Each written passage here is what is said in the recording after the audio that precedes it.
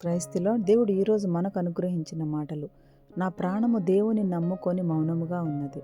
మనం ఈ లోకంలో జీవిస్తున్నప్పుడు మనకు అనేక రకాల కష్టాలు, ఇబ్బందులు వస్తూ ఉంటాయి. కానీ మనకు ఉన్న ప్రతి కష్టంలోనూ మనము పూర్తిగా దేవుని మీద ఆధారపడి ఆయన పైన నమ్మకంతో మౌనంగా ఉండగలుగుతున్నామా?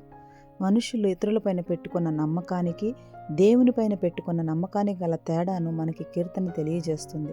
చాలామంది తమకున్న ధనాన్ని బట్టి, ఆస్తిపాస్తులను బట్టి వాటి మీద నమ్మకం పెట్టుకుంటారు. కానీ మన నమ్మకానికి దేవుడు ఒక్కడే యోగ్యుడు అని మనం గమనించాలి. నిజమైన రక్షణ, విముక్తి కేవలం ఆయన నుంచి మాత్రమే మనకు లభిస్తాయి. మనకు ఆపద సంభవించినప్పుడు ఆయన మనకు బలమైన కోటగా ఉంటాడు. మనం కేవలం ఆయన యందు విశ్వాసం ఉంచి ఆయన చిత్తానుసారంగా జీవించాలి. అప్పుడే మనకు దేవునిలో గొప్ప భరోసా ఉంటుంది. అప్పుడు మనం కూడా కీర్తనాకారుని వలె మౌనంగా దేవునిపై నమ్మకంతో ఎదురు చూస్తున్నామని చెప్పగలిగే స్థితిలోకి రాగలం. అట్టి కృప దేవుడు మనందరికి అనుగ్రహించునుగాక.